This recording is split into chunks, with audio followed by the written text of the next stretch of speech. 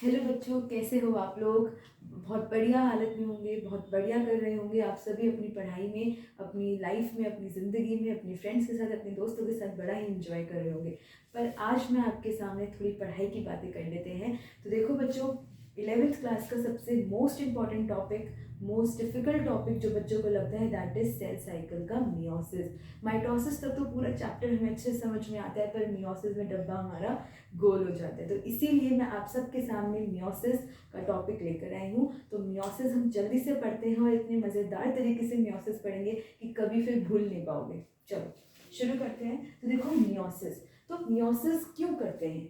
First of all, meiosis हम कब करते हैं। तो आप सबको पता होगा कि हम सभी की बॉडी में एक छोटा सा प्रोसेस चलता रहता है, दैट इज गैमीट फॉर्मेशन। तो जब भी हमारी बॉडी गैमीट बनाती है तो वो किसकी हेल्प से बनाती है, मियोसिस की हेल्प से बनाती है। जैसे कि आपको पता ही होगा, स्पर्म्स बनते हैं, मेल्स में ओवा बनता है, फीमेल्स में तो वो कैसे बनता है, मियोसिस से बनता है। तो मियोसिस से क्या होता है कि कोई भी डिप्लॉयड सेल किसमें कन्वर्ट हो जाता है, हैप्लॉयड सेल में कन्वर्ट हो जाता है। तो मियोसिस को इसीलिए हम एक और नाम से पुकारते हैं, दैट इज रिडक्शनल डिवीजन।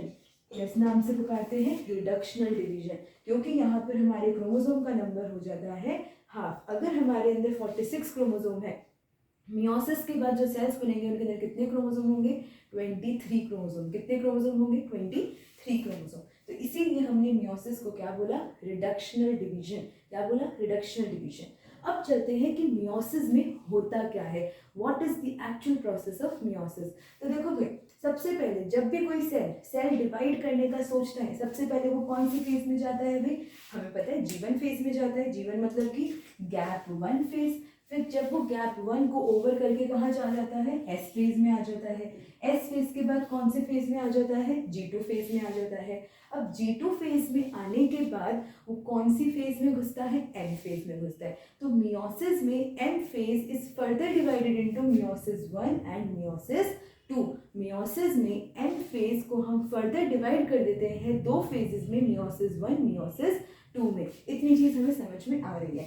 अब देखो मियोसिस 1 जो है, मियोसिस 1 के अंदर आपको पता है एम फेज में कैरियोकाइनेसिस होती है और एक साइटोकाइनेसिस होती है। कैरियोकाइनेसिस क्या होता है, न्यूक्लियस का डिवीजन। साइटोकाइनेसिस क्या होता है, साइटोप्लाज्म का डिवीजन।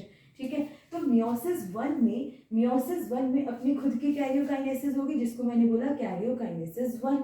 फिर उसके बाद क्या होगा, साइटोकाइनेसिस। मतलब पहले सेल का न्यूक्लियस डिवाइड करेगा, फिर सेल का साइटोप्लाज्म डिवाइड करेगा। अब सेकेंड आ जाता है मियोसिस 2। मियोसिस 2 का क्या शुरू हो जाता है, कैरियोकाइनेसिस 2, और मियोसिस 2 का फिर आ जाता है साइटोकाइनेसिस 2।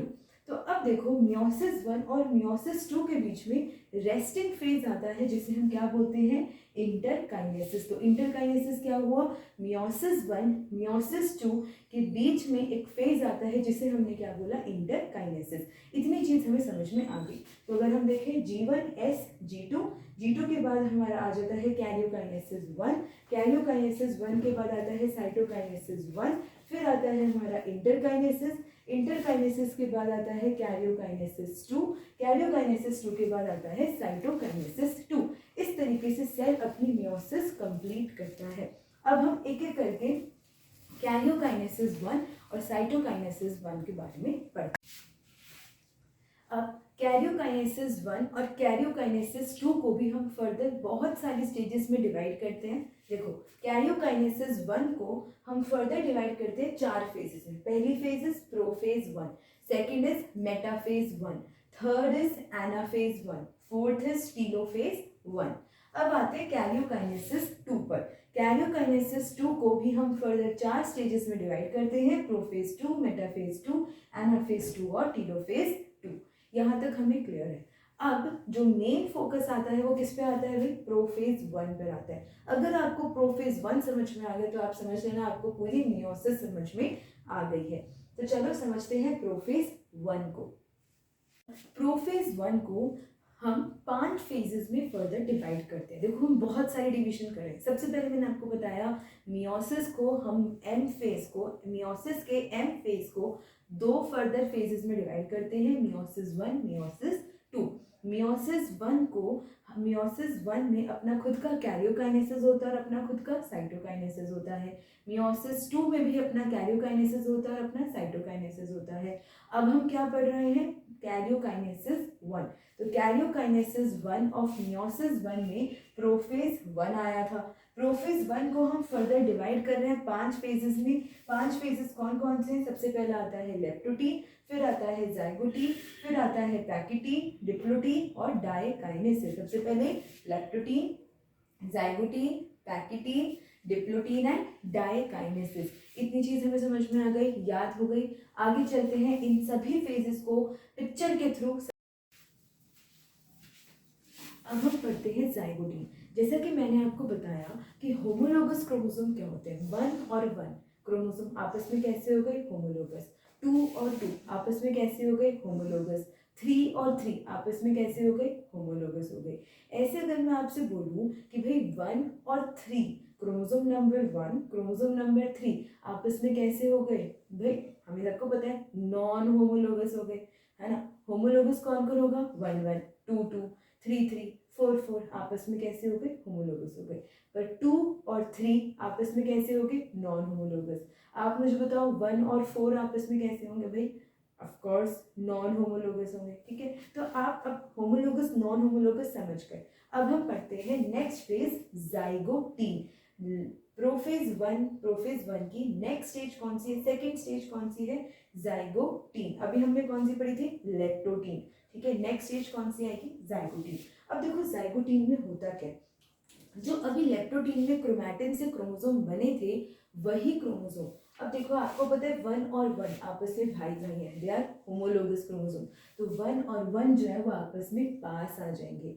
1 और 1 बिछड़े हुए भाई है, दोनों पास आ गए हैं। ऐसे ही 2 और 2 आपस में कैसे आ जाएंगे, पास आ जाएंगे। तो पास आने के प्रोसेस को बड़े प्यार से हम क्या बोलते हैं, साइनैप्सिस। क्या बोलते हैं भाई, क्या बोलते हैं, साइनैप्सिस बोलते हैं। क्या बोलते हैं, साइनैप्सिस बोलते हैं। तो साइनैप्सिस वो प्रोसेस है जब जब दो प्यार करने वाले लोग मिल जाते हैं। दो प्यार करने वाले लोग मतलब कि दो होमोलोगस क्रोमोसोम 1 और 1 जब मिल जाएंगे तो वो क्या बना लेंगे, उस प्रोसेस को हम क्या बोलेंगे, साइनैप्सिस। तो जब दो बिछड़े हुए होमोलोगस क्रोमोसोम मिलते हैं तो वो क्या, उस प्रोसेस को हम क्या बोलते हैं, साइनैप्सिस बोलते हैं। ठीक है, तो चलो उस प्रोसेस को हमने बोला साइनैप्सिस। अब देखो जब ये दो होमोलोगस क्रोमोसोम पास आए तो अब ये बिछड़ ना जाए तो इनके बीच में एक बॉन्ड बनाना पड़ेगा, इनको फेविकॉल से चिपकाना पड़ेगा। तो अब वो फेविकॉल का काम कौन करेगा, साइनैप्टोनीमल कॉम्प्लेक्स। तो अब दो होमोलोगस क्रोमोसोम के बीच में एक फेविकॉल आ जाएगा, दैट इज योर साइनैप्टोनीमल कॉम्प्लेक्स। जो मैंने रेड कलर से दो होमोलोगस क्रोमोसोम के बीच में बनाया हुआ है ये क्या है, साइनैप्टोनीमल कॉम्प्लेक्स है। तो देखो blue blue homologous, green green homologous, दोनों आ गए ना पास। तो इस प्रोसेस को हमने क्या बोला, साइनैप्सिस बोला। ठीक है, अब जब दोनों पास आए तो इनको जोड़ने के लिए हमने किसको ले आया, हम साइनैप्टोनीमल कॉम्प्लेक्स को ले आए। यहाँ तक हमें सब कुछ समझ में आ गया है। अब हम आगे पढ़ते हैं नेक्स्ट स्टेज के बारे में, that is your pachytene, that is your pachytene. तो अब हम पढ़ते हैं प्रोफेज 1 की next stage, that is your pachytene. पहले क्या थी, leptotene, second zygotene, third pachytene. तो पैकिटीन देखते हैं। देखो अब आपको मैंने बताया कि देखो भाई होमोलोगस क्रोमोसोम पास आ गए, उस प्रोसेस को हमने क्या बोला, साइनैप्सिस बोला। तो भाई हम पास क्यों आए, क्यों हम पास आए, कुछ मकसद तो होगा ना हमारा। तो मकसद क्या है, आज जानते हैं पैकिटीन के अंदर कि क्यों मियोसिस के अंदर दो होमोलोगस क्रोमोसोम पास आए हैं। तो देखो भाई, देखो अब दोनों होमोलोगस क्रोमोसोम पास इसीलिए आए क्योंकि उन्होंने क्या बनाना था, रिकॉम्बिनेशन नॉड्यूल। अब उन्होंने क्या करा, ऐसे ऐसे क्रिस क्रॉस हो गए, बिल्कुल लिपट गए। उन्होंने क्या बनाया, बिल्कुल क्रिस क्रॉस होकर एक रिकॉम्बिनेशन नॉड्यूल बना, तो जो आपको दिख ही रहा है यहाँ पर। देखो दोनों क्रोमैटिड्स के ऐसे मिल गए और उन्होंने क्या बना दिया, रिकॉम्बिनेशन नॉड्यूल। अब ये रिकॉम्बिनेशन नॉड्यूल क्यों बना है, क्योंकि इस रिकॉम्बिनेशन नॉड्यूल में होने वाली है क्रॉसिंग ओवर। अब क्रॉसिंग ओवर क्या होता है, देखो इस डायग्राम में बहुत आसानी से दिख रहा है आपको कि देखो एक होमोलोगस क्रोमोसोम को मैंने थोड़ा वाइट करा है और एक क्रोमोसोम को थोड़ा ब्लू कर दिया कलर, ताकि आप इजीली डिस्टिंग्विश कर सको। तो अब देखो इसका इतना हिस्सा टूटकर, इसका इतना हिस्सा टूटकर इस वाले क्रोमोसोम में चला गया और इसका ये वाला हिस्सा तोड़कर इस तरह चला गया। जैसे कि आप दिवाली में किसी के घर पे जाते हो तो जब दो दोस्त आपस में मिलते हैं, उस प्रोसेस को हमने बोला साइनेप्सिस।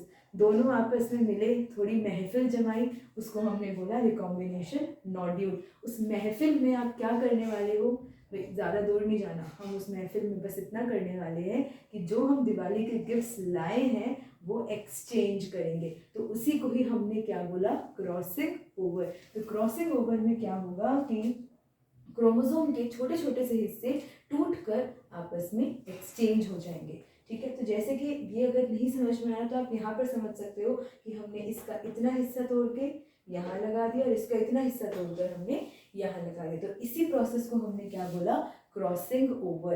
क्रॉसिंग ओवर जो है ये कौन सी एंजाइम की हेल्प से हो रही है? सबसे पहली बात, क्रॉसिंग ओवर एक एंजाइमेटिक प्रोसेस है, मतलब कि इसको होने के लिए हमें क्या चाहिए, एंजाइम चाहिए। कौन सी एंजाइम चाहिए भाई?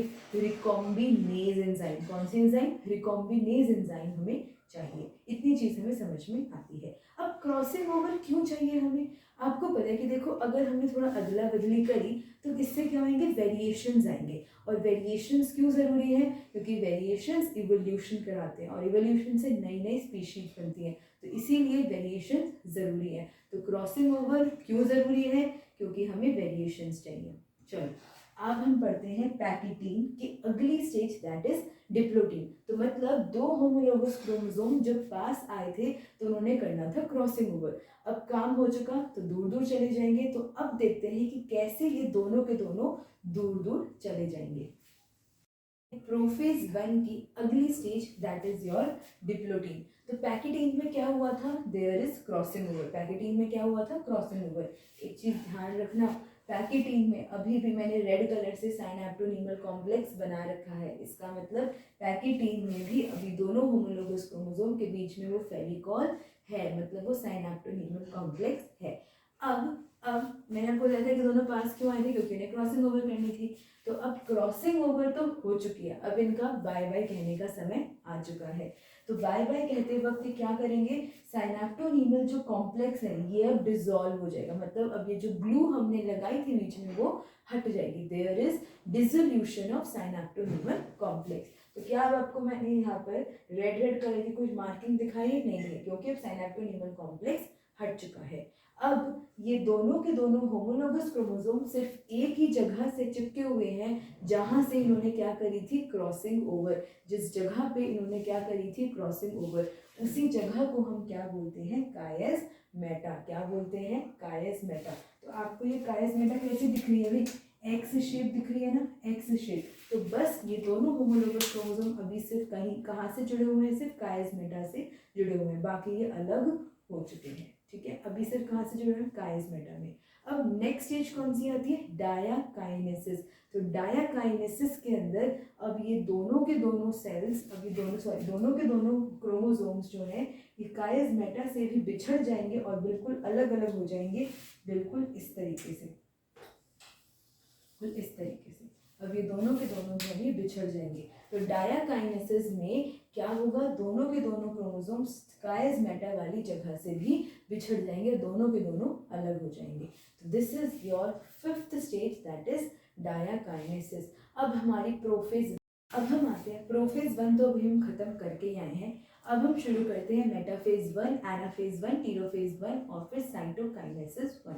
तो देखो मेटाफेज 1 में क्या होता है, तो अभी आपको पता है कि होमोलोगस क्रोमोसोम के बीच में अभी अभी जस्ट कुछ एक्सचेंज हुआ है, मतलब क्रॉसिंग ओवर हुई है। तो अब क्रॉसिंग ओवर होने के बाद ये दोनों होमोलोगस क्रोमोसोम कहाँ पर इकट्ठे हो जाते हैं, एक इक्वेटोरियल प्लेट पे इकट्ठे हो जाते हैं, मेटाफेजिक प्लेट पे इकट्ठे हो जाते हैं। अब देखो, इस होमोलोगस क्रोमोसोम से कुछ स्पिंडल फाइबर्स अटैच हो रहे हैं, वो स्पिंडल फाइबर्स कहाँ से निकल रहे हैं, सेंट्रोसोम से। तो आपको दिख रहा होगा कि सेल के दो पोल्स हैं और इन दोनों पोल्स पर एक एक सेंट्रोसोम आकर बैठ गया है। इस सेंट्रोसोम से ऐसे फाइबर्स निकल रहे हैं और ये फाइबर्स हमारे होमोलोगस क्रोमोसोम पे जाकर चिपक रहे हैं। समझ में आया है हमें इतना? अब देखो, अब ये जो स्पिंडल फाइबर्स हैं ये हमारे होमोलोगस क्रोमोसोम पर जाके चिपक जाएंगे, ठीक है। और इन्हें खींचेंगे अपनी अपनी तरफ। तो अब देखो मेटाफेज 1 में क्या हो रहा है, होमोलोगस क्रोमोसोम जो पास आए थे अब वो बिछड़ चुके हैं, अब वो बिछड़ चुके हैं और एक क्रोमोसोम इधर एक क्रोमोसोम उधर जा चुका है, दोनों क्रोमोसोम अलग अलग पोल्स पर जा चुके हैं। ऐसे ही देखो 1 और 1 पास आए थे, अब एक 1 यहाँ गया एक 1 यहाँ गया, ऐसे 2 और 2 पास आए थे, एक 2 यहाँ गया एक 2 यहाँ गया। इस तरीके से एनाफेज 1 पे अब ये दोनों होमोलोगस क्रोमोसोम जो है वो सेपरेट हो जाते हैं। आपसे सवाल ये पूछा जाता है कि भाई मेटाफेज 1 और मेटाफेज 2 में क्या डिफरेंस होता है। तो मेटाफेज 1 में जो होमोलोगस क्रोमोसोम है वो सेपरेट होते हैं और मेटाफेज 2 के अंदर क्रोमैटिड सेपरेट होते हैं। कौन सेपरेट होते हैं, क्रोमैटिड सेपरेट होते हैं एट योर सेंट्रोमियर। अब आते हैं देखो एनाफेज 1 पे दोनों होमोलोगस क्रोमोसोम जो है वो पोल्स पर जा चुके हैं। अब ये दोनों क्रोमोसोम फिर से क्रोमैटिन बन जाएंगे और इनके आसपास क्या बन जाएगी, न्यूक्लियस की मेम्ब्रेन बन जाएगी। और अब देखो एक ही सेल के अंदर दो न्यूक्लियस आ गए, मतलब कि न्यूक्लियस डिवाइड कर गया, कैरियोकाइनेसिस कंप्लीट हो गई। अब बारी किसकी आई, साइटोकाइनेसिस 1 की। अब कैरियोकाइनेसिस 1 के बाद आएगा हमारे पास साइटोकाइनेसिस। साइटोकाइनेसिस 1 हुआ, देखो 2 सेल्स बन गए, एक सेल से कितने सेल्स, 2 सेल्स।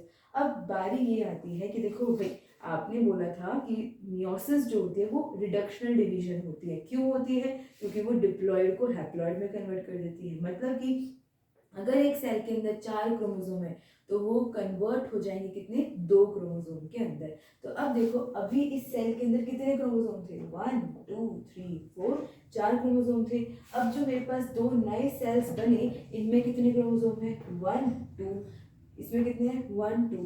तो अब 4 क्रोमोसोम से कितने क्रोमोसोम हो गए, 2 हो गए ना। हाँ, तो इसीलिए मैंने बोला कि मियोसिस 1 या फिर meiosis is a reductional division.